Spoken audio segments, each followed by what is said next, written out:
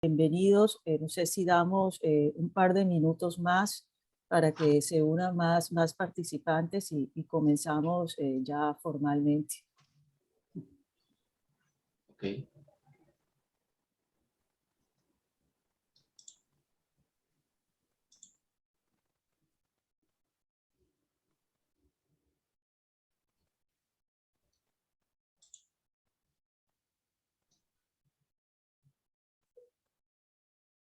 Creo entonces que ya damos inicio. Nuevamente, muy buenos días a todos. En nombre del proyecto Distritos Térmicos en Colombia, la Asociación Colombiana de Refrigeración, Acondicionamiento de Aire, ACAIRE, y su Centro de Investigación y Desarrollo en Acondicionamiento de Aire y Refrigeración, CIDARE.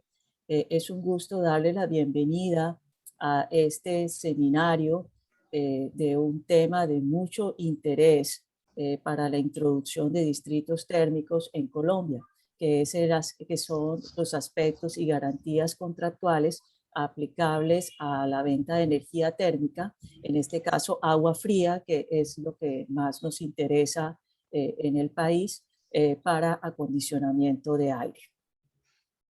Mi nombre es Rita Cristina Jaramillo y soy la directora del CIDARE. Bien, el día de hoy tenemos una agenda bastante sencilla. Primero que todo, pues una bienvenida a todos, unas breves palabras de introducción y luego le cederemos el paso a nuestro conferencista internacional invitado que nos va a hablar de los tipos de contratos y garantías aplicables a la venta de agua fría. Finalmente tendremos una media hora de espacio de preguntas para todos los asistentes. Les agradezco pues que anoten sus preguntas. Hay un espacio que dice Q y A ahí en su barra, que está habilitado especialmente para eso, y mantener sus micrófonos silenciados durante la intervención de nuestro panelista, el señor Horney, para evitar interferencias. Bien, a manera de introducción, el proyecto Distritos Térmicos en Colombia, para los que no están familiarizados con él, es un proyecto de cooperación internacional que está siendo implementado por el gobierno colombiano. Nuestros socios son el Ministerio de Ambiente y Desarrollo Sostenible, el Ministerio de Minas y Energía, a través de la unidad técnica del Ministerio de Ambientes, también a través de la unidad técnica de ozono. Tenemos la unidad de planeación mineroenergética y el proyecto está siendo implementado por la Organización de las Naciones Unidas para el Desarrollo Industrial, ONUDI. Y nuestro garante, nuestro soporte está dado por la Embajada de Suiza en Colombia a través de la Secretaría de Desarrollo Económico, SECO. El objetivo de este proyecto es promover la implementación de distritos térmicos en Colombia como una alternativa de desarrollo urbano sostenible, buscando la reducción de las emisiones de los gases de efecto invernadero y del daño a la capa de ozono. Y por supuesto también de manera indirecta a través del aumento de la eficiencia energética que estos sistemas conllevan. Este seminario también se desarrolla en el marco del segundo concurso universitario, que este año, su segunda edición, tiene como tema el diseño de un modelo de negocios de venta de energía térmica aplicable a usuarios de la propiedad horizontal. Concretamente, este año el estudio de caso es para usuarios de un conjunto residencial ubicado en una ciudad tropical de Colombia, y está dirigido a grupos de investigación de todas las universidades del país. Este año contamos con la participación de las universidades que pueden ver en la lista. Son universidades de 5 ciudades diferentes del país, cubriendo todas las regiones del país. Y bueno, entonces les doy ahora pues la la breve introducción de nuestro conferencista invitado, el señor Andreas Horny. Él es de nacionalidad suiza, cuenta con su formación cuenta con un máster en geología de la Universidad de Berna y un posgrado en construcciones hidráulicas urbanas de la Escuela Politécnica Federal de Zúrich. Él es director de la Asociación de Calor a Distancia de Suiza y es subgerente del Departamento de Energía en Riser Ingenieros.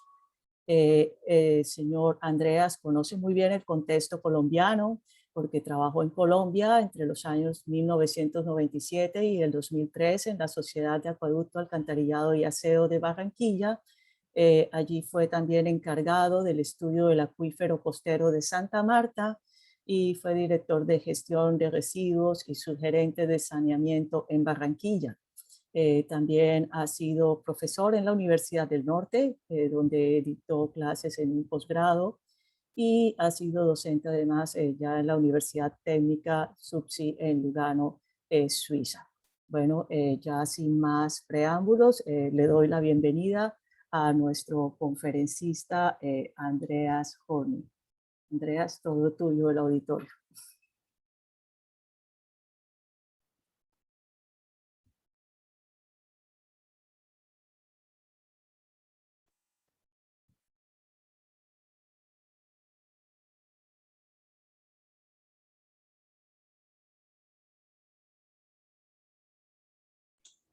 Andreas, tiene el micrófono apagado.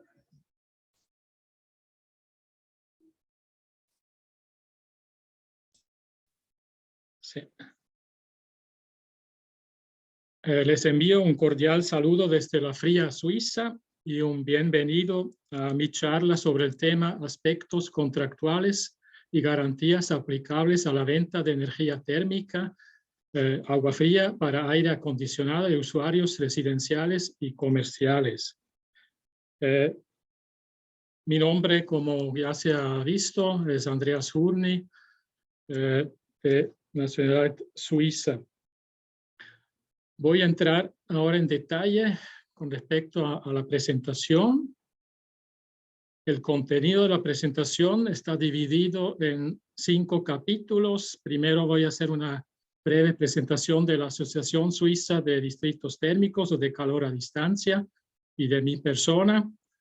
Después hablaré brevemente sobre la situación legal de distritos térmicos en Suiza y la poca información que tengo sobre la situación en Colombia al respecto. Después, la parte principal son los elementos de contratos de suministro de energía térmica. Eso realmente es la parte principal de mi charla. Y en la cuarta parte hablaré sobre preguntas frecuentes y documentos existentes que también sirven para hacer de pronto un modelo de contrato de suministro de energía térmica. Y finalmente termino con 2 ejemplos de distritos de frío internacionales, notamente de Singapur y del Reino Unido. Señor Andreas, disculpe, ¿podría colocar la presentación en modo proyección? Sí. Por favor. ¿Está mejor ahora? Perfecto, gracias. Gracias. Bueno, la presentación de la Asociación Suiza de Distritos Térmicos que estoy dirigiendo desde hace casi 5 años. Esta asociación tiene 155 miembros actualmente, de los cuales la mitad son gestores y contratistas de redes de calor y de frío a distancia. Después hay alrededor de 25 ingenieros consultores que son miembros. Después proveedores de diferentes materiales como tubería, bombas de calor, etcétera, y escuelas y organizaciones asociadas. A la derecha ven un poco el desarrollo del número de miembros de la asociación. O sea, en los últimos 10 años el número de miembros se ha visto duplicado prácticamente. Las metas de la asociación son transferencia del know-how y asesoría para miembros e interesados. También elaboración de normas, reglamentos técnicos y guías técnicas. Después también representación de los intereses de los miembros a nivel federal, o sea, lo que es lobbying político, la legislación, las leyes, también las reglas técnicas. También contactos con las diferentes entidades estatales de la administración federal y también el mercadeo para lo que tiene que ver con distritos térmicos. Esos son los temas principales que estamos tratando al interior de la asociación. Y la parte importante que ha mencionado es transferencia de know-how a través de organización de eventos y formación continua. Para el sector de distritos térmicos, una vez al año organizamos un foro de calor a distancia con alrededor de 400 participantes y otros eventos de formación, seminarios, formaciones de venta, etcétera, etcétera. O sea, un montón de eventos diferentes que estamos organizando.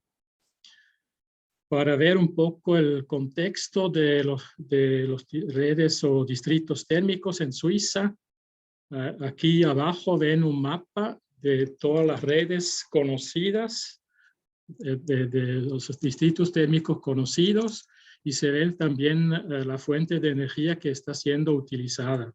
Todos los puntos en color marrón son distritos térmicos para calor con madera. Después también se utiliza también el agua de lagos y ríos. Aquí ven que hay varios lagos en el país distribuidos. Entonces se utiliza el agua del lago para distritos térmicos, tanto de calor como de frío. Y hay un montón de otras fuentes que vienen siendo utilizadas como aguas residuales, también calor residual de incineradores de residuos sólidos. O sea, hay un montón de fuentes diferentes que vienen siendo utilizados para redes de calor a distancia.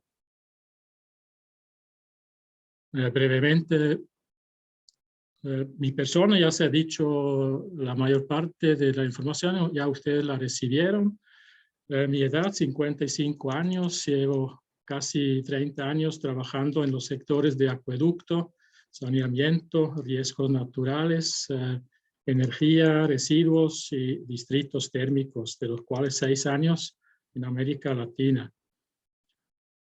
Actualmente el puesto de director de la Asociación Suiza me ocupa en un 80-90%, o sea, tengo poco tiempo para otros proyectos, pero espero poder reducir un poco este cargo porque ya tengo un vicedirector desde hace medio año que me puede también colaborar.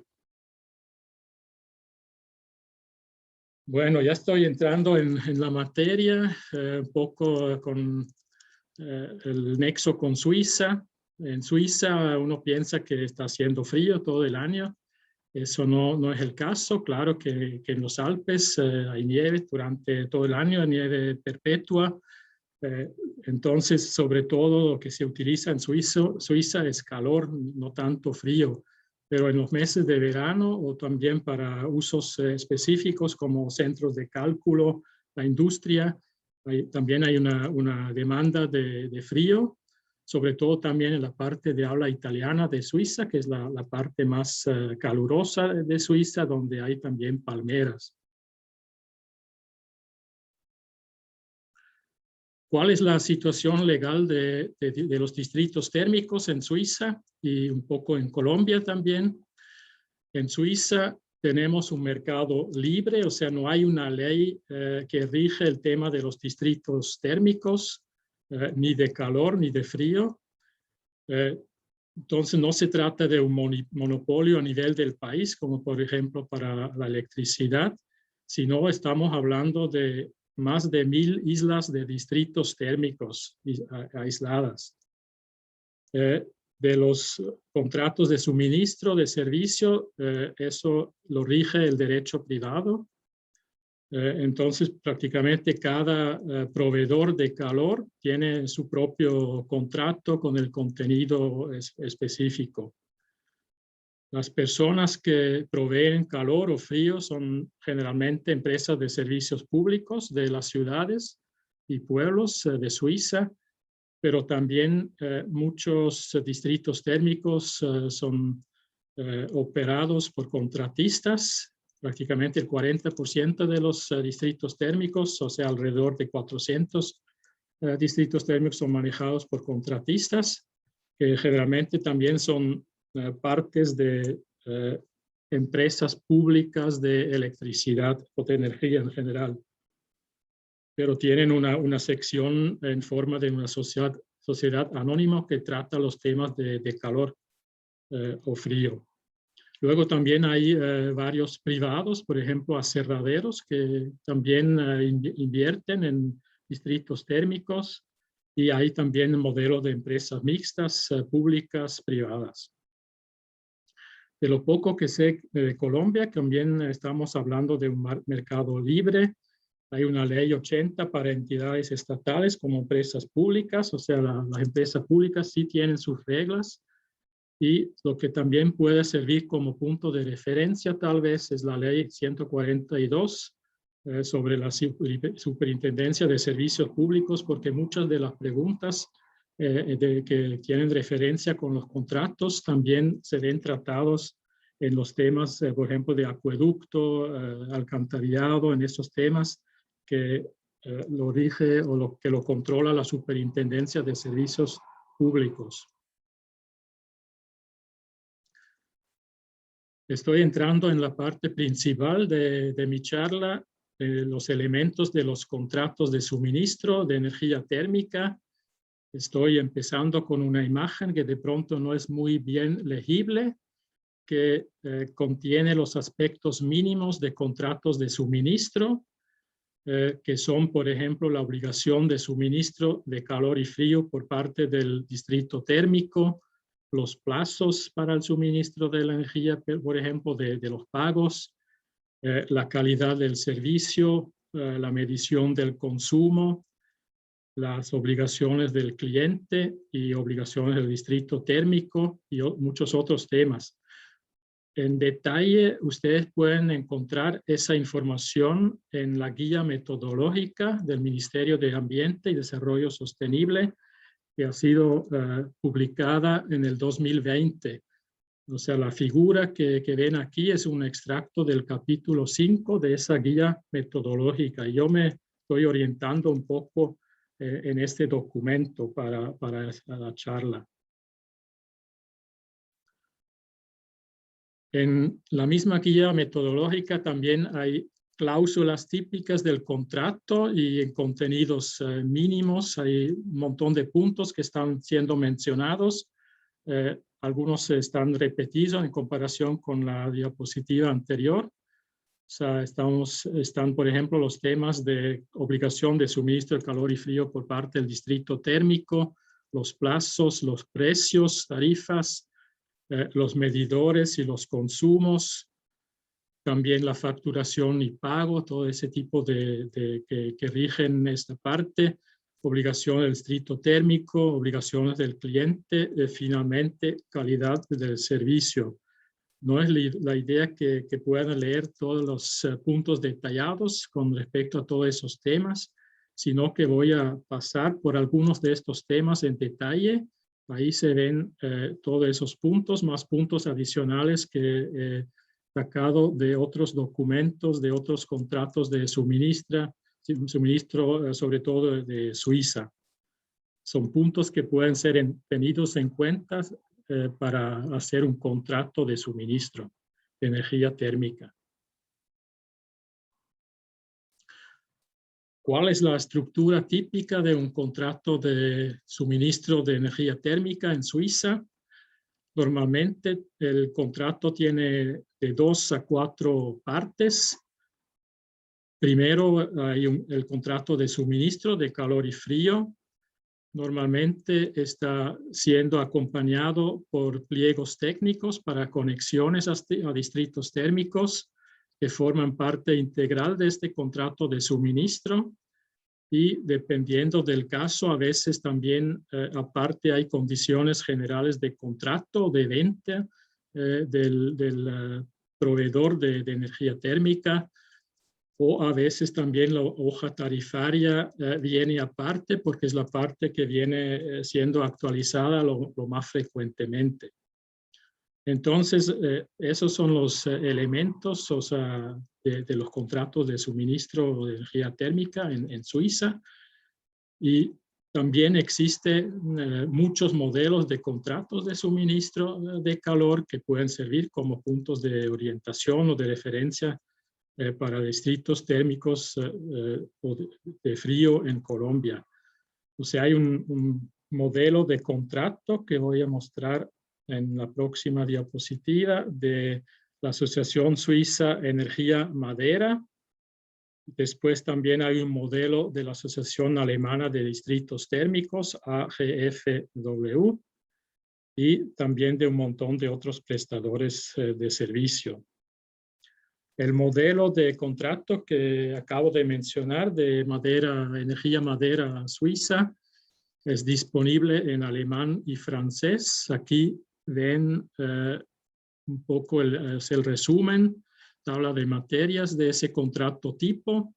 Yo pienso que podría ser una buena idea de tener un contrato tipo para los servicios de energía térmica para Colombia, y eso se podría basar, por ejemplo, en este modelo y después ser aplicado a la situación colombiana. O sea, ese contrato tipo tiene 4 partes principales.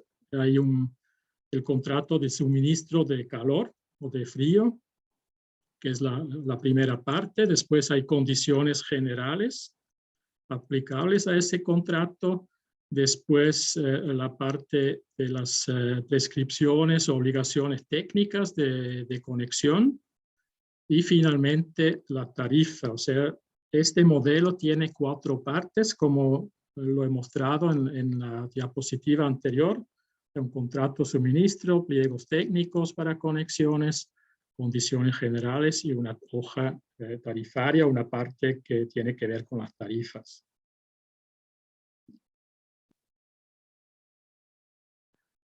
Ahora voy a ir pasando por algunos de los puntos que vienen siendo mencionados también en la guía metodológica del Ministerio del Ambiente y Desarrollo Sostenible.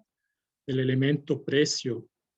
Normalmente lo que es precio incluye una tarifa de la conexión, que es un pago único y que depende generalmente de la potencia máxima suministrada al cliente en kilovatio. O sea, es un pago único que se paga prácticamente el momento de firmar el contrato o justo después. Después los pagos que vienen siendo repetidos mensualmente, trimestralmente, semestralmente. Por ejemplo, es el precio de la energía, que tiene por un lado un componente fijo que depende de la potencia suministrada, o sea, es como un cargo fijo. En Colombia serían pesos colombianos por kilovatio, por ejemplo, y tiene otra componente variable que depende de la energía consumida, que viene siendo cobrada ya sea en pesos colombianos por kilovatio hora, o si se trata de un suministro de agua fría, también podría ser aplicada por metro cúbico consumido. Por ejemplo, si se tiene un circuito abierto en la red, en el distrito térmico, y el cliente saca agua del sistema. Después, lo que es importante si hablamos del componente fijo y del componente variable es la distribución entre esos 2 factores, porque para el proveedor de calor o frío es importante tener un alto porcentaje de componente fijo, porque él quiere amortizar sus inversiones, y Y el cliente, por su lado, quiere más bien un alto porcentaje para la parte variable, que le permite también de pronto ahorrar energía y así ahorrar costos. Entonces, ese punto es muy importante al fijar las tarifas para un distrito térmico. Después, lo que también está incluido en esta parte del precio, normalmente es un esquema de revisión de precios. Este esquema se basa generalmente en índices de precio al consumidor o de energía. A la derecha ven un ejemplo de una fórmula que muestra la nueva tarifa, que se calcula basándose en la tarifa actual y después los diferentes índices de precios, ya sea de energía o de precios al consumidor. Otro elemento importante de los contrastos es el tema de la medición de la energía térmica y de los consumos. En la mitad ven los puntos que están siendo mencionados en la guía metodológica del Ministerio del Ambiente. Yo simplemente he adicionado, por ejemplo, en el punto identificación de las propiedades del medidor, que ahí toca fijar la precisión del medidor. Y también lo que puse abajo, hay que definir la frecuencia de la recalibración de los medidores y de ser necesario también del reemplazo del medidor, o sea, en qué caso es necesario cambiar el medidor y con qué frecuencia. Normalmente en Suiza lo que se hace es un control, una recalibración después de 5 años y bueno, siempre hay medidores que no funcionan como debería ser, entonces vienen siendo reemplazados y los otros que pasan la prueba pueden seguir funcionando y vienen controlados otra vez después de otros 5 años, por ejemplo. Si pasamos a los elementos, obligaciones del distrito térmico y calidad del servicio, de pronto no logran leer los puntos que están mencionados en la mitad, pero eso está contenido en la guía metodológica del Ministerio del Ambiente. Yo he adicionado algunos puntos adicionales con respecto a la calidad del servicio, o sea, puntos que deberían ser definidas en un contrato de suministro, que son las temperaturas máximas o mínimas de servicio. De pronto también cuántos grados puede variar de un valor fijo, sea más o menos 1 grado, medio grado o lo que sea.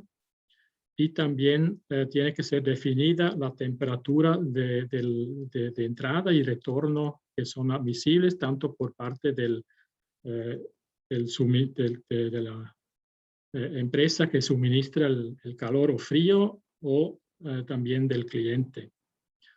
También se deberían definir las presiones admisibles en la red del distrito térmico.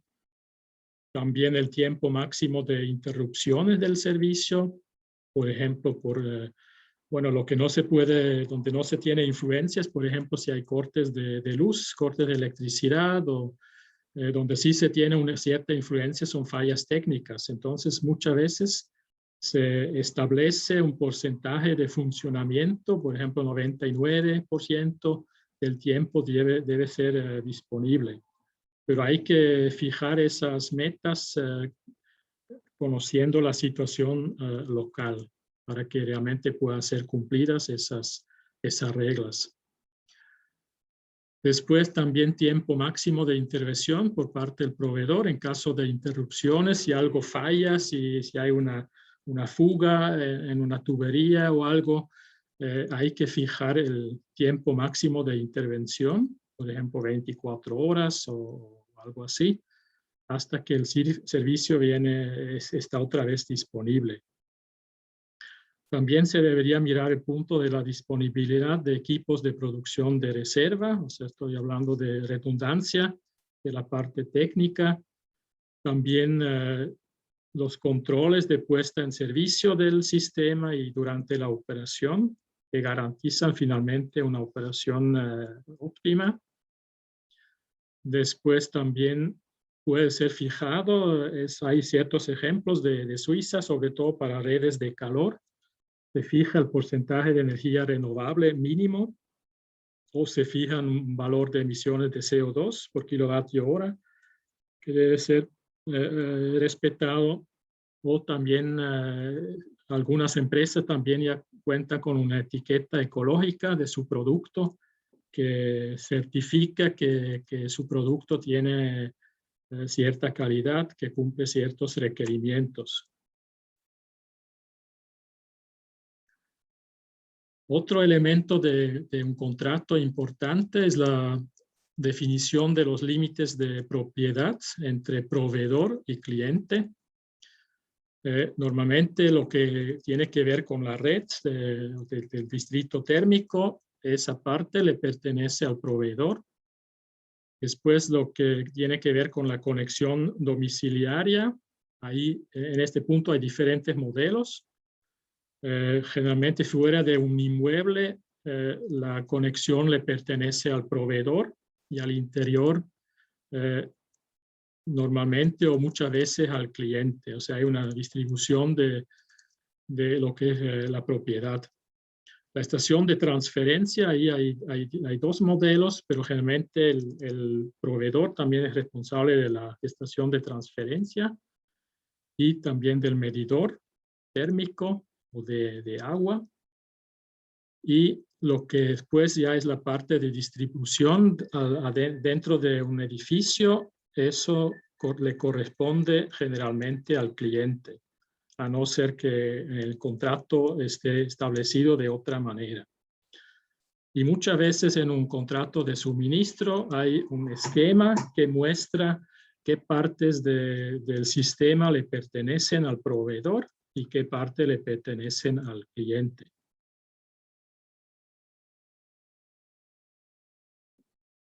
Otros elementos varios que he encontrado que podrían ser tenidos en cuenta son, por ejemplo, derechos de paso. O sea, si hay que construir una tubería, hay que arreglar finalmente la temática del derecho de paso. También el tema del acceso a la central térmica tiene que estar aclarada. Esas son instalaciones, medidor, quién tiene acceso, a qué hora, bajo qué condiciones. Eso debería estar establecido también y también de uso. La duración del contrato es un punto también importante. Generalmente en redes de calor a distancia en Suiza, los tiempos o la duración del contrato es del orden de 20 a 30 años. O sea, es una duración bastante elevada. Pero me puedo imaginar si se trata de clientes industriales que no van a ser dispuestos de firmar un contrato de una duración tan larga. Entonces, puede ser, por ejemplo, 5 años la duración del contrato. Conociendo un poco la situación en Colombia, me pregunté también si habría que tratar el tema de la estratificación de las tarifas, aunque bueno, estamos hablando sobre todo de clientes o usuarios residenciales y comerciales, pero de pronto habría que mirar ese punto en detalle. Después también hay que arreglar la parte de los cambios de potencia de la conexión. Si, por ejemplo, un cliente construye otro edificio adicional o al contrario, hay un edificio que ya no necesita el servicio, entonces hay que aclarar ese punto en el contrato de suministro, qué es lo que hay que hacer si hay ese tipo de cambio de potencia. Generalmente en Suiza también lo que es la central térmica o la estación de transferencia tiene que ser incluida en el seguro del inmueble. No sé si eso se podría aplicar también en Colombia. Después hay que fijar las condiciones para interrupción del servicio por parte del proveedor. También las condiciones para terminar el contrato. Y otro punto últimamente más importante, la protección de los datos, que habría que mencionar en un punto de ese contrato de suministro.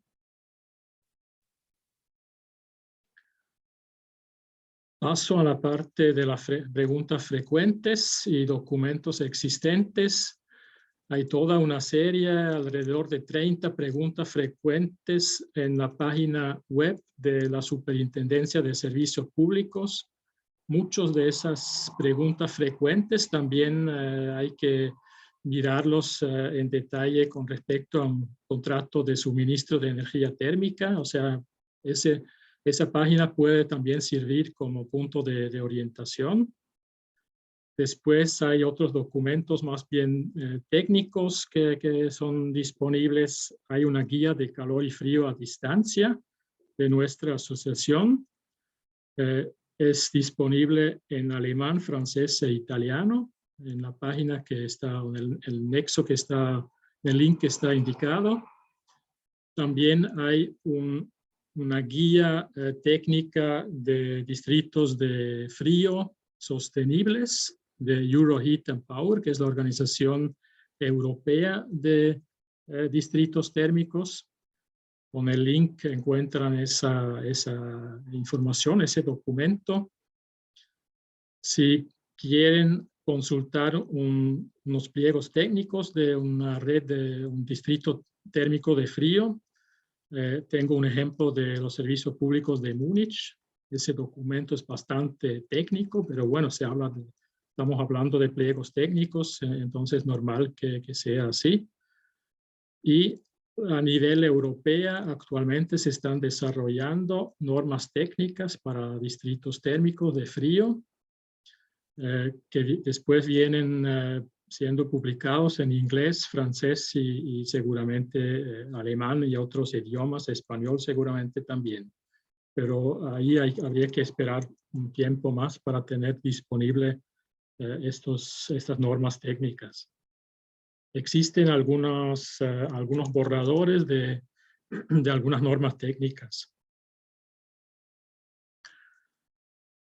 Estoy pasando a la última parte de la charla.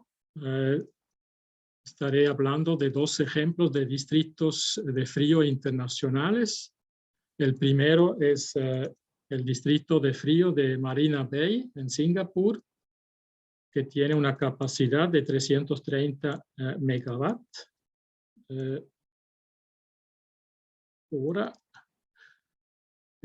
La primera planta está en marcha desde el año 2006, la segunda parte, la planta 2, desde 2010. Y los clientes están en 10 torres de oficinas y hoteles con 2 millones de metros cuadrados servidos.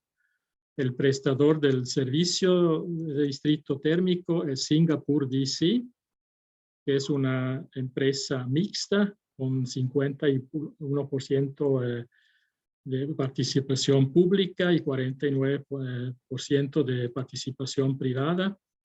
Y hay un regulador que se llama Energy Market Authority, o sea, autoridad del mercado energético, que es 100% pública.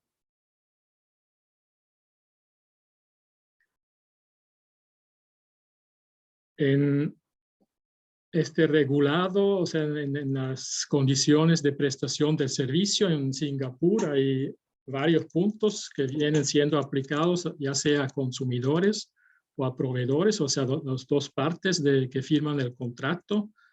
Yo solamente voy a sacar los puntos que están marcados en rojo, pero para usted está disponible también el resto de la información. O sea, por ejemplo, por parte del consumidor no debe instalar un servicio en paralelo acordado con el proveedor. Eso está establecido en el contrato de suministro. Después, no puede o no debe subcontratar el servicio a otros edificios o lugares diferentes a su edificación. Parece que hubo casos o intentos de hacer eso, me imagino. Entonces se fijó eso en las condiciones de prestación del servicio, que eso no está permitido. Por otro lado, por parte del proveedor, hay una garantía del servicio, garantizar 99.5% de disponibilidad del servicio por día calendario, que me parece una meta sumamente alta. Yo pienso que en Colombia habría que mirar la situación también de los cortes de electricidad para establecer ese valor. O sea, me imagino que debería ser un valor bastante más bajo que esos 99.5% que rigen en Singapur. Si pasamos a otros puntos de las condiciones de prestación del servicio, primero por parte del consumidor, hay un contrato, una duración mínima de contrato de 5 años de suministro y con respecto al proveedor está establecido que después de firmado el contrato de prestación de servicios, 12 meses después tiene que suministrar la energía térmica. Después está establecido que el mismo consumidor, o sea, el cliente, tiene que instalar a su propio costo la estación de toma de calor de acuerdo a las especificaciones acordadas entre el consumidor y el proveedor. Es un modelo que es diferente de la situación en Suiza, donde normalmente el operador del distrito térmico es responsable y financia la estación de toma o la estación de transferencia. Yo pienso que hay que pensar bien cuál modelo es mejor. Yo personalmente pienso que es mejor que el mismo prestador de servicio de energía térmica sea el dueño de esta instalación. También esas condiciones de prestación contienen un esquema de responsabilidad entre proveedor y cliente. O sea, eso es muy similar al esquema del modelo de contrato de suministro de Suiza. Después hay otras condiciones de prestación de servicio por parte del consumidor. O sea, si él tiene que asegurar una temperatura de retorno, o sea, del lado secundario del intercambiador de 14 grados centígrados o mayor. O sea, él tiene sus condiciones y por otro lado el proveedor tiene la condición de la temperatura suministrada. La temperatura tiene que estar entre 6 más o menos 0.5 grados centígrados en condiciones normales de operación. O sea, una variación bastante pequeña de la temperatura del agua suministrada. Después también por parte del proveedor, él tiene que suministrar un equipo de medición con un error máximo de 3% del flujo de agua fría y hacer calibración cada 5 años por un laboratorio externo. O sea, los 5 años se parecen a lo que se está haciendo en Suiza. El porcentaje de exactitud del medidor, 3%, me parece un poco alto, pero hay que mirar la situación particular para determinar ese valor. Otros puntos por parte del consumidor que son derechos. Él tiene el derecho a disputar la efectividad de la medición, o sea, la exactitud del medidor, y él puede pedir al proveedor la verificación por un laboratorio externo del medidor, pero a costo del consumidor. O sea, él mismo tiene que pagar el costo para esa verificación. Después, lo que es la facturación tiene que incluir la siguiente información: la tarifa del regulador horaria, la tarifa por capacidad requerida, la que es la potencia prácticamente, detalles del contrato de capacidad, demanda máxima y consumo, el IVA, fecha de pago y detalles de contacto del proveedor. Después también hay condiciones con respecto a interrupciones de suministro del servicio por fallo o excedencia en la temperatura de suministro. Hay condiciones técnicas hay algo como multas con respecto a fallas de la calidad del servicio que tiene que pagar el proveedor. Y también, por ejemplo, si hay demoras en la instalación o reconexión del servicio, si no es culpa del consumidor. Entonces, ahí hay condiciones que están siendo establecidas en Singapur. Después, por parte del consumidor, si él se excede en la capacidad contratada, o sea, si consume demasiada energía térmica, también hay algo como una multa por estarse excediendo de la potencia contratada. O también si él no garantiza la temperatura de retorno, esos 14 grados que han sido mencionados antes, él también tiene una tarifa adicional si no cumple ese requerimiento. Aquí tienen los links para la información detallada de esas directrices. También incluye licencia para proveedores. O sea, ahí están los nombres de los documentos y ahí pueden descargar los respectivos documentos en inglés. Paso al segundo ejemplo internacional, el caso de Reino Unido. En una descripción breve de la situación, la responsabilidad de definir políticas energéticas principalmente es a nivel local en el Reino Unido, es decir, condados y municipios. El Reino Unido tiene extensas redes de gas natural, que es el competidor directo de las redes de calor a distancia, sobre todo. Y esas son una alternativa económica, no tanto ecológica, y esas redes también dificultan el desarrollo de los distritos de frío y también de calor.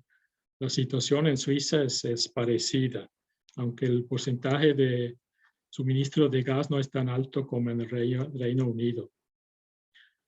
Después, 2% de viviendas a nivel nacional son abastecidas por distritos de frío, lo que corresponde a 840,000 ciudadanos con una longitud de red de 308 kilómetros.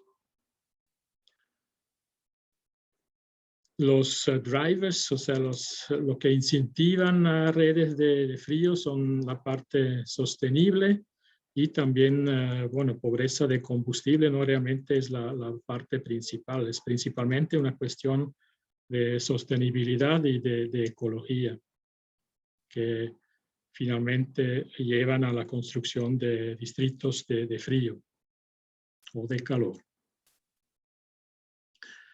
Existe un documento que se llama The Heat Network que trata principalmente los temas de la medición y de la facturación. Son reglas que han sido establecidos en el 2014 y que establecen los aspectos contractuales entre el proveedor y los usuarios. O sea, ese documento que les estoy mostrando se limita a la parte de la medición y de la facturación.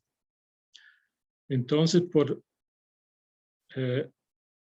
lado del proveedor, hay unos deberes de instalar medidores.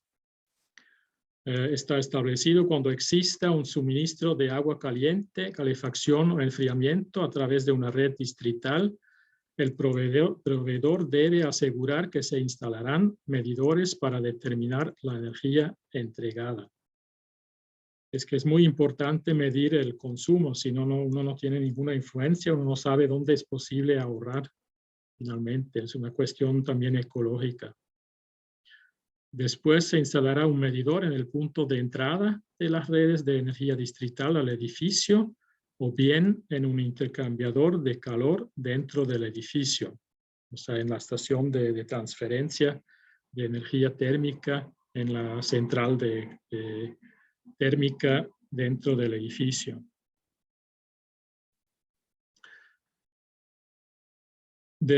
Continuamos con los deberes con respecto a la instalación de medidores. el proveedor debe asegurar que se instalen suficientes medidores para medir el consumo de calefacción, agua caliente o refrigeración de cada usuario final. Debe determinar si es económicamente factible.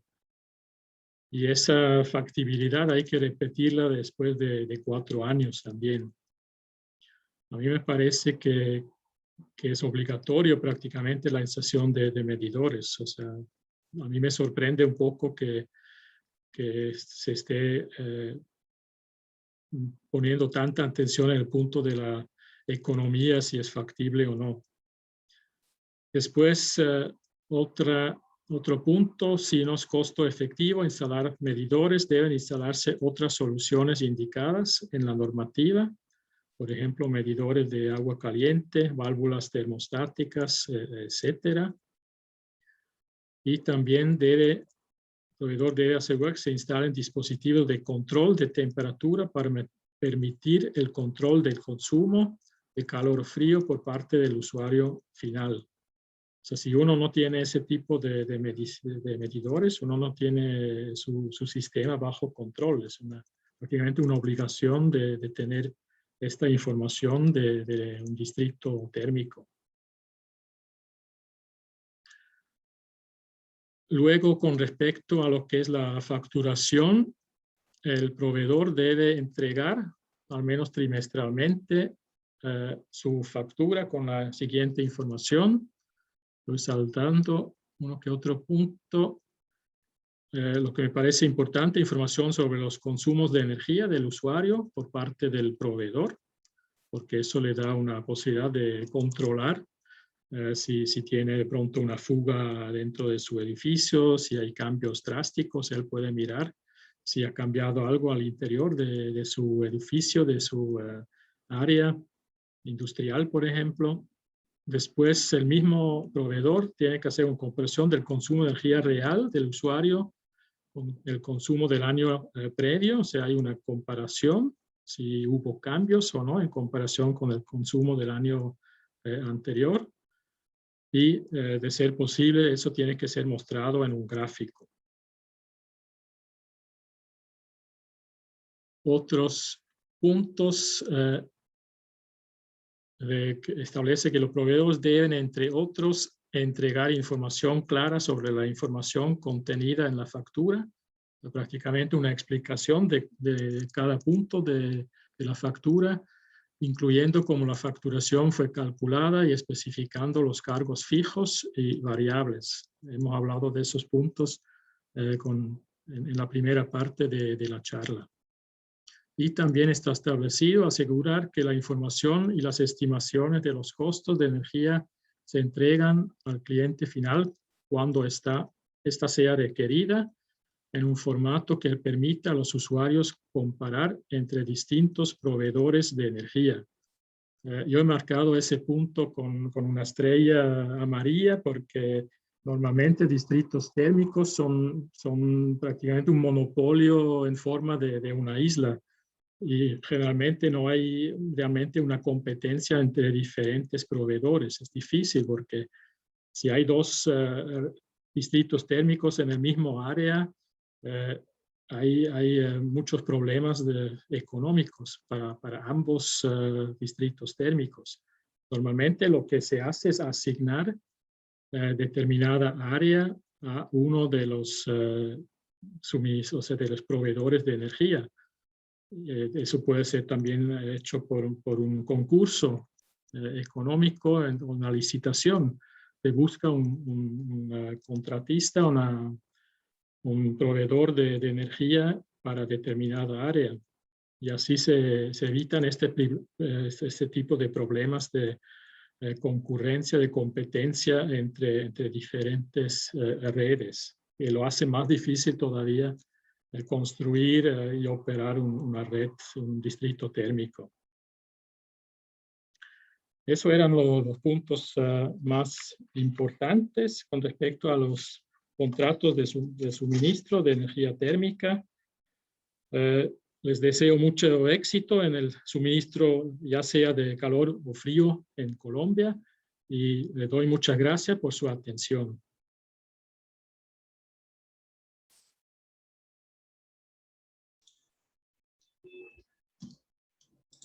Señor Andreas, muchísimas gracias también por esa excelente presentación. Vamos entonces a pasar a la sesión de preguntas. Empiezo por esta pregunta enviada por Carol Cuyar y Yesenia Castañeda. Son dos preguntas que son similares. Dice, cuando la medición es individual y el medidor lo provee el distrito térmico, ¿podría ser parte del costo de cargo fijo? O sea, si el medidor es de propiedad del proveedor, entonces sí hace parte del cargo fijo, sí. Sí. Ok. Bien, esta pregunta va dirigida a la ingeniera Cristina Mariaca. La guía metodológica del ministerio menciona una tarifa de capacidad. ¿A qué corresponde exactamente? ¿Su cobro es fijo o variable? ¿Y es de cobro único o mensual? Buenos días. En la guía metodológica que se ha diseñado, se establecen tres cobros. Este costo de cobro por capacidad es lo que correspondería a la parte fija de la tarifa y sería cobrada mes a mes. Este tema de capacidad es el que corresponde a tener disponible dentro del distrito térmico cierta capacidad específica de climatización. Voy a poner el ejemplo de nuestro proyecto del distrito térmico de la Alpujarra. Mientras la gobernación de Antioquia debe pagar una disponibilidad de 800 toneladas de refrigeración, la DIAN de la Alpujarra solo debe pagar una tarifa por una capacidad disponible de 200 toneladas de refrigeración. Entonces, este cobro es fijo, mensual, y difiere de usuario a usuario dependiendo de la capacidad y la disponibilidad que se tenga para cada uno de ellos. Muchas gracias. Señor Andrea, ¿usted quiere aportar algo más a esa pregunta? No, gracias. Perfecto.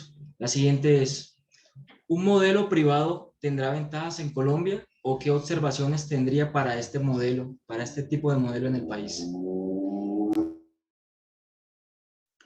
Es un poco difícil responder esa cuestión. Yo conozco la situación suiza donde hay contratistas que construyen y operan distritos térmicos y ellos generalmente tienen ideas de rentabilidad bastante más altos que si una red, un distrito térmico es construido y operado por una empresa de servicios públicos que tiene normalmente unas ideas de rentabilidad más bajas. Y finalmente eso se refleja en el costo de la energía térmica. O sea, normalmente el costo de energía tiende a ser más alto si el distrito térmico es manejado por contratistas que si es manejado por una empresa de servicios públicos. Eso es lo que estoy observando en Suiza y no sé si la situación es comparable en Colombia. Si quieres, Jordi, complemento. Perfecto, gracias. En este momento en Colombia, los negocios de distritos térmicos que se han venido implementando son entre privados. Esto tiene un beneficio y es que entre privados puede establecerse una tarifa que sea realmente beneficiosa para el usuario final, entendiendo también que cada distrito térmico que se implementa, dependiendo de la región y dependiendo el energético primario con el que se trabaje, pues puede tener su propio modelo financiero y por lo tanto tener, digamos, aprovechar estas ventajas competitivas de no tener un mercado regulado y de no ser un servicio, y digamos aquí quiero aprovechar para aclarar, aquí en Colombia no es un servicio público, es un servicio tercerizado entre privados que se beneficia pues justamente de esta negociación entre dos privados para que ambos tengan tanto el desarrollador, pues el beneficio de retorno de inversión de su infraestructura, como el usuario final de tener una tarifa que sea competitiva y realmente más beneficiosa que los sistemas convencionales. De pronto, para adicionar un poco, o sea, la ventaja de los contratistas es que son mucho más flexibles. O sea, si se trata de un servicio privado, son mucho más dinámicos, más rápidos. Entonces, hay muchas ventajas también. y tienen muchísima experiencia también porque ellos manejan un montón de distritos térmicos al tiempo, mientras que una empresa de servicios públicos generalmente no conoce mucho el tema o no es muy dinámica, no es muy activa. O sea, sí veo la ventaja de que sea una empresa privada que preste ese servicio. Okay. Siguiente pregunta. ¿La estación de toma de calor es la misma estación de transferencia de los edificios colombianos? Me imagino que sí. Según su criterio, ¿cuál es el mejor método de medición para cobrar la tarifa final al cliente y qué tipo de medidores recomienda? O sea, no puedo mencionar un medidor específico. Lo que me parece importante es la exactitud del medidor que hay que fijar. O sea, más bien tratar de utilizar un medidor que sea lo más exacto posible. Y en redes de frío, normalmente se mide al mismo tiempo el consumo de energía térmica y el consumo de agua, sobre todo si se trata de un circuito abierto donde el cliente saca parte del agua del sistema para su uso. Yo no sé si en Colombia cómo se rige ese tema de los medidores. Seguramente hay reglamentos técnicos sobre el tema, pero no conozco los detalles al respecto.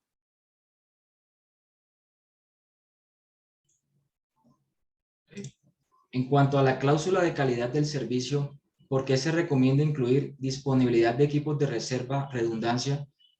Al usuario final le interesa simplemente que el servicio no se interrumpa, independientemente del nivel de redundancia del generador. En otras palabras, ante una falla en el servicio, ¿a quién protege realmente la cláusula de redundancia? Debería proteger al cliente,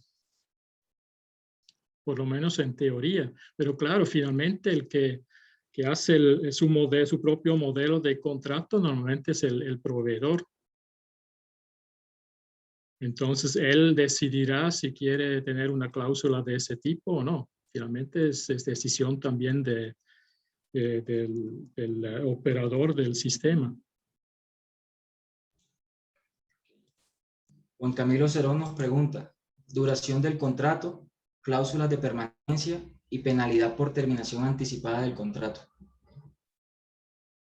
Sí, el último punto no lo he mencionado, pero la duración sí es un punto importante y ahí hay que mirar, o sea, en ese punto hay que mirar finalmente también la parte económica, porque mientras más corta sea la duración del contrato, promedio, por ejemplo, más costoso sale el servicio. César Izaza nos pregunta, al no ser un servicio público, ¿el servicio de agua helada tiene que pagar IVA? ¿En Suiza es igual? Sí, el servicio paga IVA normal. Tenemos 3 diferentes cuotas de IVA y lo que es suministro de energía tiene el IVA normal, entre comillas, que es de un 7.7% actualmente.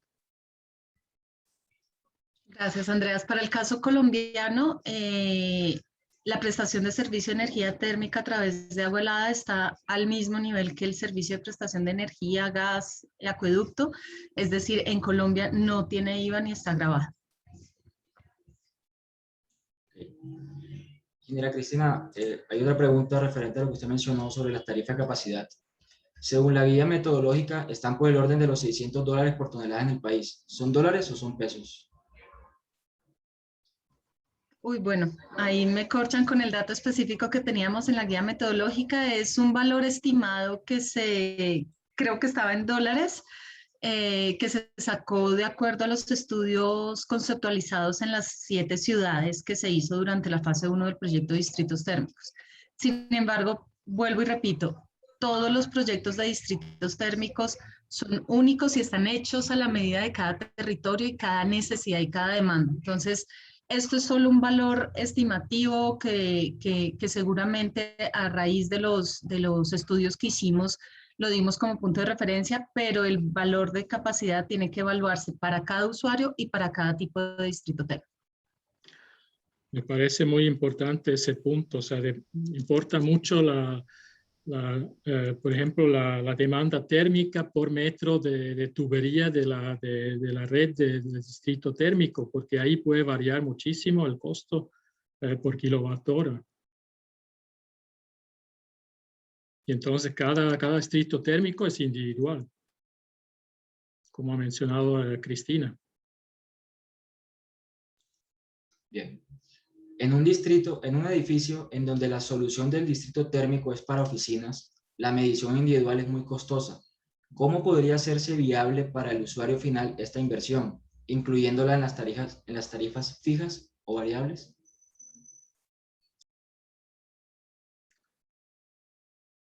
O sea, mi propuesta era que el medidor sea de la propiedad del operador del distrito térmico, entonces podría ser incluida en el costo fijo.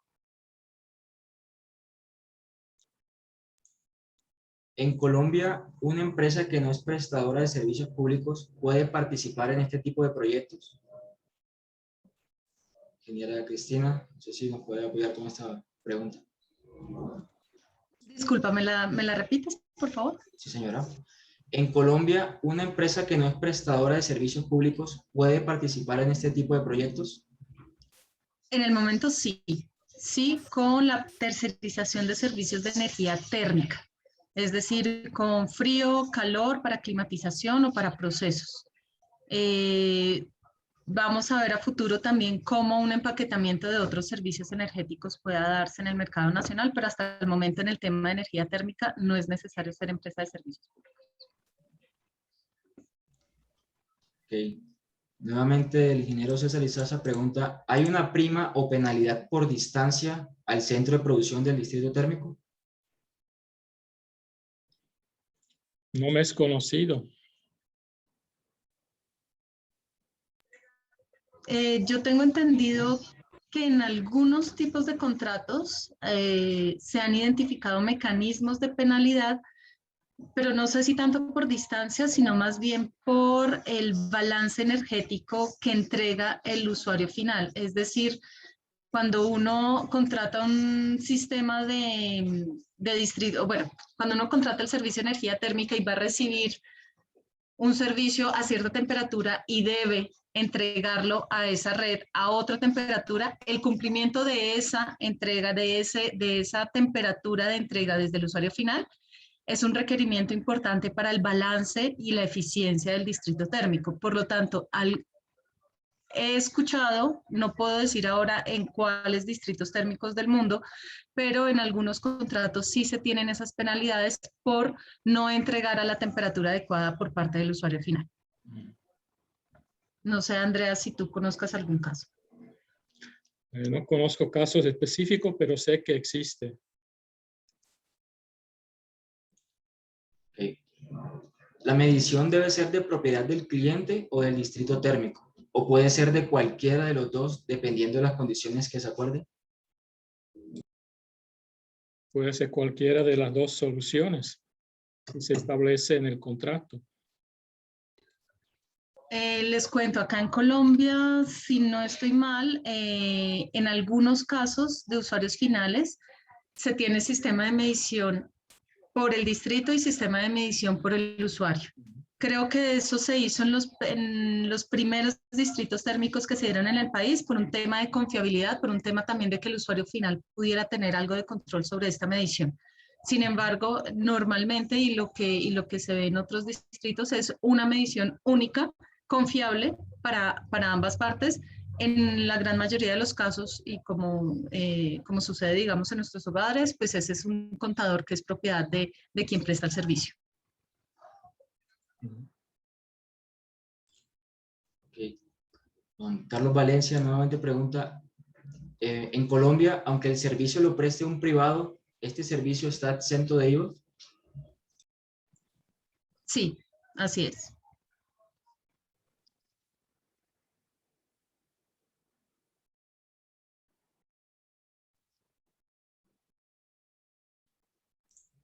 Listo, voy a pasar el chat.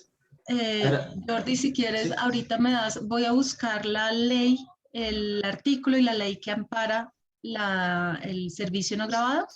Ya te alzo la mano para que me des la palabra y yo pueda dar este punto. Ok, perfecto. Wilber García nos dice, agradezco nos informen en su experiencia qué opinión tiene la utilización de chiller por absorción y cuáles son más eficientes y convenientes tanto para el cliente como para el usuario, viendo todo desde el punto de vista económico.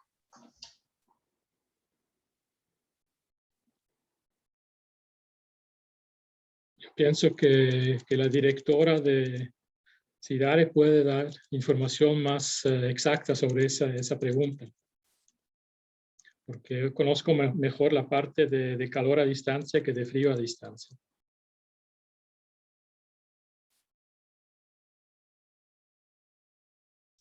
Ingeniera, tiene el micrófono cerrado.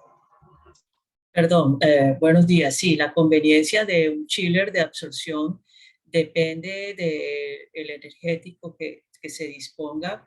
Por ejemplo, si yo tengo un distrito en el cual estoy produciendo energía y un subproducto de esa producción de energía, por ejemplo, a través de una turbina, es calor, yo puedo utilizarlo, por ejemplo, voy a citar un caso particular de un distrito que es el de Purdue University, que produce frío, calor y energía, frío, calor y energía eléctrica para el campus. Ellos utilizan turbinas a vapor. Entonces, hay un vapor allí a presión pues más baja que se puede utilizar directamente para alimentar un chiller de absorción. De hecho, ellos tienen varios chillers de absorción, tienen una combinación de chillers eléctricos y chillers de absorción. De igual forma, si el distrito queda, digamos, cerca a un complejo industrial donde haya también vapor residual que se pueda utilizar para alimentar ese chiller, claramente los chillers de absorción serían una muy buena alternativa para ese distrito. Perfecto, gracias. Siguiente pregunta, ¿cuál es el mejor método de medición para cobrar la tarifa final al cliente? ¿Y qué tipo de medidores recomienda? Creo que esta ya se había leído. Sí. ¿Siguen siendo los distritos térmicos sistemas energéticamente eficientes?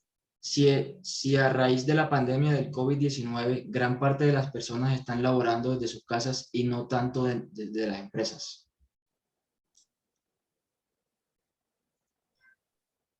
Difícil pregunta.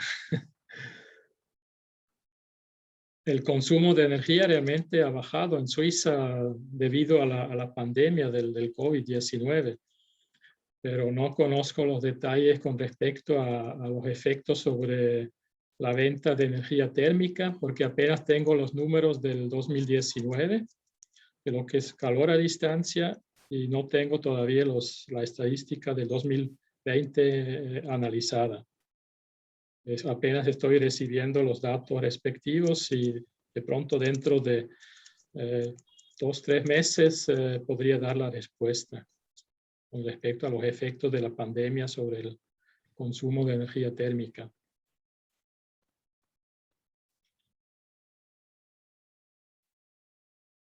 Ricardo Vaquero quiere aportar. Sí, gracias. Buenos días a todos. Yo me atrevería a dar una respuesta un poco más contundente. Sí son una solución. Obviamente depende de la topología de la casa de máquinas de generación de frío o calor.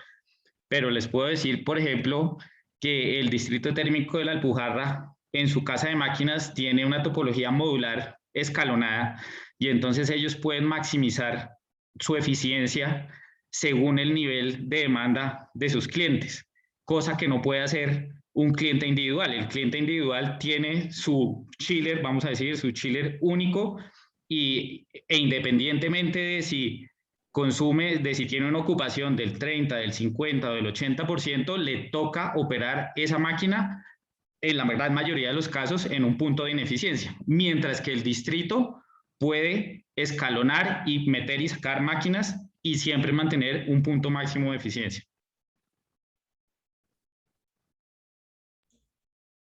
Gracias, ingeniero. Jordi, Señora. acá puedo, entonces, para complementar en la pregunta sobre el IVA, en la ley 1943 del 2018 y la ley 2010 del 2019, se exceptúan del impuesto los siguientes servicios: los servicios públicos de energía, la energía y los servicios públicos de energía a base de gas u otros insumos. Basados en este artículo, que además eso está en el Estatuto Tributario, pues permite que los servicios de energía y todos sus derivados pues sean exentos de IVA, y ya estamos cubiertos por la ley. Gracias. Siguiente. Se entiende que los contratos a largo plazo son necesarios para la estabilidad del negocio. Sin embargo, en el contexto colombiano, donde las ciudades están en un proceso de renovación urbana o de crecimiento, ¿cómo se gestionan las ampliaciones de capacidades de los clientes? ¿Y esto cómo impacta en las negociaciones contractuales a largo plazo, teniendo presentes las restricciones, cláusulas, multas por incremento de consumo?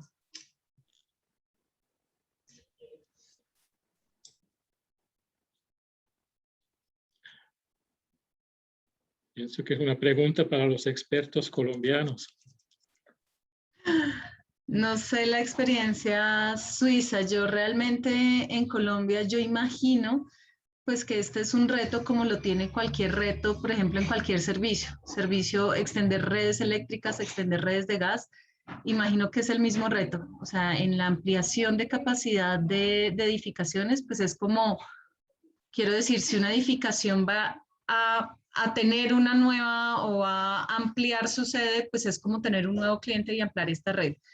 Esto ha venido sucediendo y, digamos, de hecho, los distritos térmicos tienden a ser lo que nosotros hemos denominado orgánicos e ir creciendo a medida que la demanda lo va requiriendo, a extender sus redes y dentro de la misma red, pues extender también su distancia y su capacidad.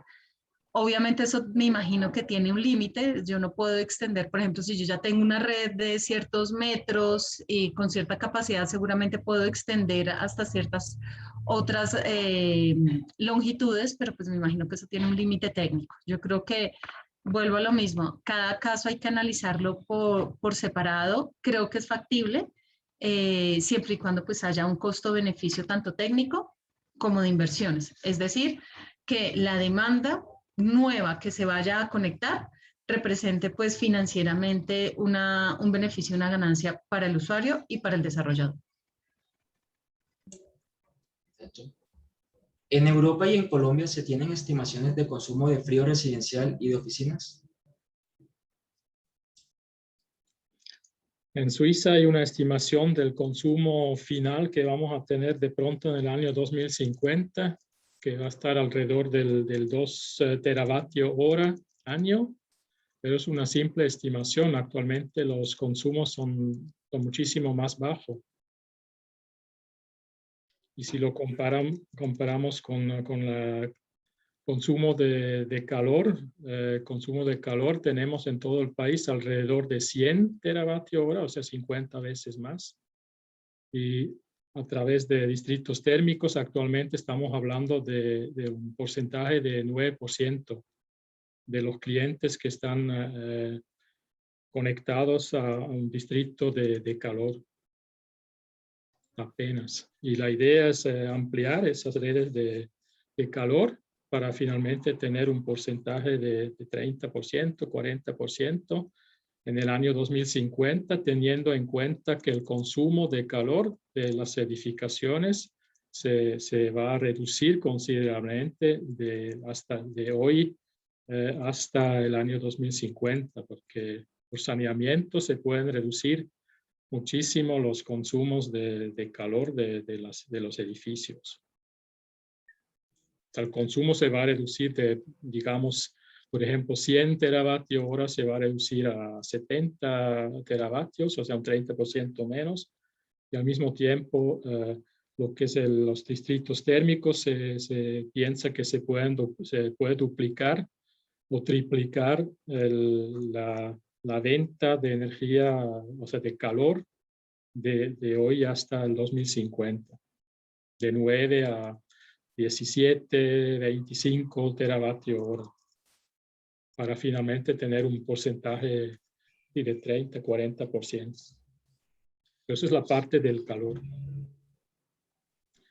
Frío normalmente son zonas industriales, son edificios particulares que necesitan frío y no tengo una visión general de todos esos sistemas en Suiza.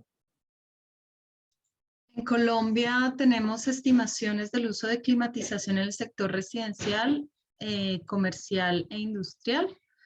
Y tenemos proyecciones de crecimiento del uso de climatización en sectores comercial e industrial, tanto de, pues digamos que sí en capacidad térmica, como en equipos y tipo de equipos que están entrando y se proyectan entrar al país. Bajo estas estimaciones, pues es que, por ejemplo, la unidad técnica del Ministerio de Ambiente y Desarrollo Sostenible promueve proyectos como este de distritos térmicos y otras alternativas que permitan mitigar un poco la entrada de equipos ineficientes o la implementación de sistemas que no, pues que tengan un alto impacto sobre el ambiente y sobre la eficiencia energética. Acá se hay estimaciones. Perfecto, gracias.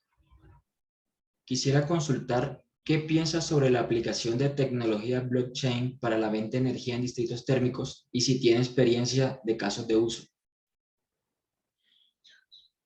En Suiza apenas tienen algunos proyectos piloto con respecto. Ahí, por ejemplo, la ciudad de Berna está pensando en esta tecnología, pero estamos en un estado muy temprano de aplicar esa tecnología en Suiza. Apenas se está investigando cómo se podría aplicar esa tecnología. Y pienso que el consumo de energía hay que tenerlo en cuenta también de esta tecnología. No es gratis aplicar esa tecnología. ¿Qué tan viable es un distrito térmico para agua caliente sanitaria? ¿Hay casos de éxito en Suiza? O sea, lo que se utiliza en muchos sitios en Suiza es, se utiliza el calor del agua residual para distritos térmicos. En Suiza hay alrededor de, digamos, 30 a 50 proyectos a la salida de depuradoras y el mismo número en los canales, en los colectores principales de aguas residuales en forma de intercambiadores dentro de las tuberías. O sea, ese tipo de proyectos y esa energía viene siendo utilizado para distritos térmicos. Pero la capacidad es más alta de lo que tenemos ahora. Se puede seguramente duplicar, triplicar lo que tenemos ahora, pero justamente Suiza es entre los países seguramente líder en utilizar el calor residual de las aguas residuales para distritos térmicos. Okay. Los sistemas entre más fraccionados, más eficientes. Entonces, ¿por qué pensar en construir sistemas de gran capacidad que son menos versátiles y por ende menos eficientes? Yo pienso que ahí se puede otra vez tener referencia a la respuesta del ingeniero Ricardo Vaquero. O sea, somos también flexibles si tenemos una central térmica grande, porque tenemos diferentes equipos y podemos variar la producción de energía dependiendo del consumo. Y las pérdidas del sistema no son tan elevados como muchas veces en plantas individuales. O sea, mientras más grande una planta, generalmente es más eficiente. Gracias. Ingeniera Cristina, ingeniera Cristina, ¿va a aportar algo? Tiene el micrófono nuevamente cerrado. Para complementar un poquito esto también, muy cierto, los chillers de última tecnología alcanzan eficiencias muy altas, además de que permiten el uso de refrigerantes naturales y otras tecnologías que disminuyen el impacto ambiental. Además de eso, los distritos térmicos lo que permiten también son sistemas de economías de escala, ¿sí? Cuando se tiene la producción de frío o calor centralizado en un punto, eso permite el uso de otros tipos de fuentes de energía, como fuentes de energía alternativas, las cuales no serían económicamente factibles si se tienen sistemas distribuidos. Gracias. Ingeniera Cristina Mariaca, sobre los proyectos ya en marcha en Colombia, ¿en qué porcentaje han tenido financiación del sector público y de cuáles sectores? Hasta lo que yo he conocido, realmente han sido inversiones privadas, con pues, flujos financieros que da cierta rentabilidad, y estos son proyectos de largo alcance, son proyectos de una rentabilidad a más de 15 años en la mayoría de casos. Nosotros como proyecto de distritos térmicos hicimos un aporte que de hecho no fue cuánto pudiera ser. No alcanzaba a ser ni siquiera un 10% de la inversión de lo que fue el distrito térmico del Alpujarra.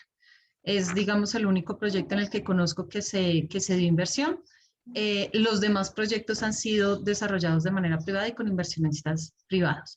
Pero sí cabe notar que al ser los distritos térmicos una medida de eficiencia energética establecida en el PROURE, el gobierno nacional brinda beneficios tributarios, y pues esto es un aporte del gobierno a ese tipo de proyectos en la exclusión de IVA. Entonces estamos hablando de la exclusión de un 20% de lo que cuesta construir un distrito térmico, pues es un aporte tácito, por decirlo así, o más bien al contrario, es un aporte muy explícito que hace el gobierno nacional al desarrollo de estos proyectos. No como inversión, pero sí como exclusión de tasas. Y la última pregunta que hemos recibido es: experiencia de distritos térmicos con refrigeración por absorción con colectores solares cilíndricos parabólicos. Conozco un ejemplo de un proyecto en la ciudad de Ginebra, una empresa que se llama TVP Solar, una empresa suiza, y el proyecto está operando desde hace año y medio. Apenas están recolectando los resultados, pero parece que sí está funcionando y se está inyectando calor a una red de calor de alta temperatura.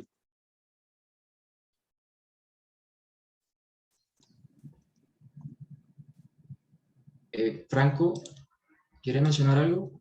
Adelante. Sí, perdón, yo estaba viendo las preguntas y quería un poco dar el contexto a una pregunta que hizo Mario Caballero, o Mario Acero Caballero, en donde consultaba por los costos de las tarifas de capacidad, ya que hablaban de $600 por tonelada de refrigeración. Yo justamente ayer estuve viendo un caso, estudiando un caso que era en Dubái, y que ahí el costo era del orden de $300 por tonelada de refrigeración, pero es un cobro que se hace, ¿cierto?, por la capacidad instalada, y ese cobro total se cobra mensualmente, pero no quiere decir que se cobre todos los meses esos $300, sino que los $300 se reparten durante el año, ¿ya? Entonces, puede que vaya por ahí lo que quiere decir, porque Mario después en otro comentario ponía que me parecía un costo desproporcionado, claro, porque en una capacidad de 800 toneladas de refrigeración, como pone el ejemplo ahí, serían $480.000 mensuales, y claro, eso no tiene mucho sentido. Entonces, 800 toneladas de refrigeración igual es bastante, pero ese costo por capacidad, por lo menos en el caso que yo vi, se divide mensualmente. O sea, el costo total se divide por 12.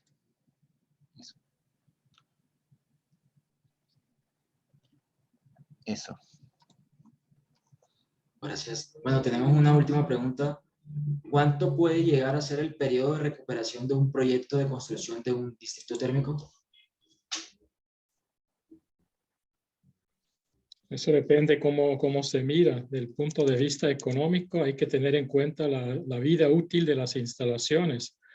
Normalmente en Suiza, en distritos térmicos de calor, se calcula que la red, o sea, las tuberías, tienen una vida útil de 40 años. Eso es el cálculo económico.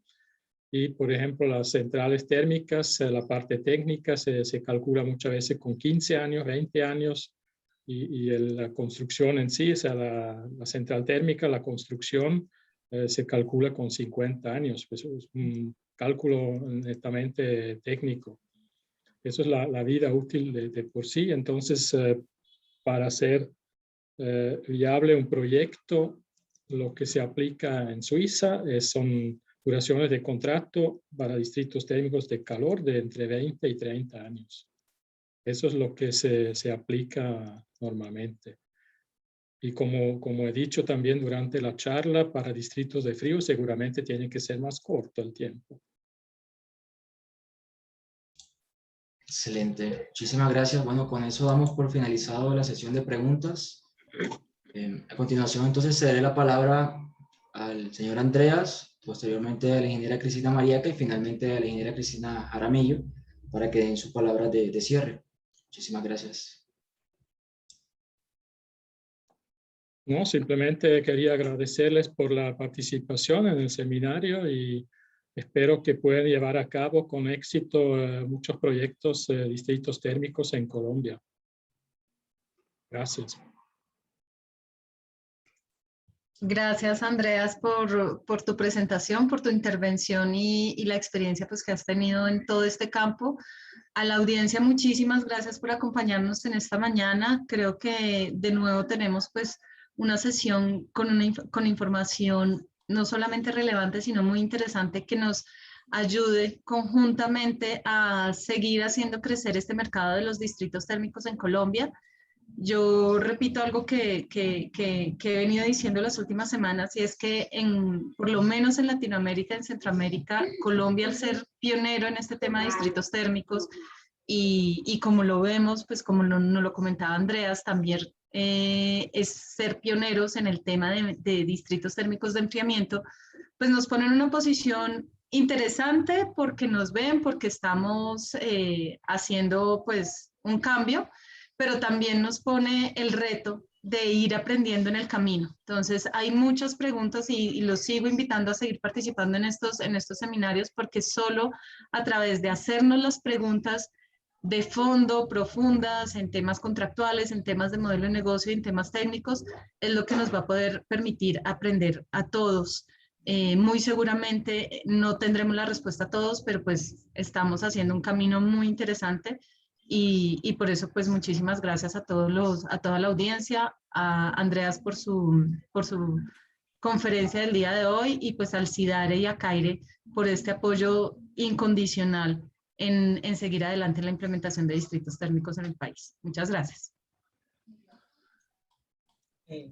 Bueno, yo también quiero darle las gracias a toda nuestra audiencia por su interés, especial agradecimiento al señor Andreas Furni por su conferencia, por compartirnos tanto conocimiento y tanta experiencia en el día de hoy. Pienso que ha sido una jornada muy, muy provechosa para todos. Finalmente quiero hacerles una invitación especial, aprovechando estos últimos minutos. Quiero comentarles que estamos con el proyecto de distritos térmicos y todas las partes que lo implementan, ACAIRE, el CIDARE, organizando lo que es el tercer congreso de distritos térmicos. No sé por qué no logro colocarlo. Un momentito, por favor. Entonces, quiero invitarlos especialmente a participar en este evento que va a tener lugar el 17, 18 y 19 de noviembre de este año. Está programado para ser de manera virtual. Es un evento que no tiene ni costo de inscripción. Es financiado con dinero de nuestro donante suizo. Va a contar con la participación de expertos internacionales y nacionales Los objetivos son difundir las ventajas de los distritos térmicos como una estrategia para mitigar el impacto ambiental y permitir la construcción de ciudades sostenibles. Queremos difundir los avances que se han hecho en distritos térmicos a nivel mundial de manera que sirvan como inspiración a países como Colombia y otros países de América Latina que están ingresando en esta dinámica, y a la vez visibilizar los avances que ha tenido Colombia y otros países de América Latina en este aspecto. Queremos que este congreso sea un espacio que integre al sector público, al sector financiero, a la industria y a la academia en torno a este desarrollo de distritos térmicos en el país. En este año queremos darle una visibilidad grande, un papel preponderante también a la academia, y por ello, pues no solamente vamos a hacer el escenario de la premiación del concurso universitario, sino que también queremos invitar a las universidades a que presenten en el Congreso los avances que han hecho temas relacionados con distritos térmicos.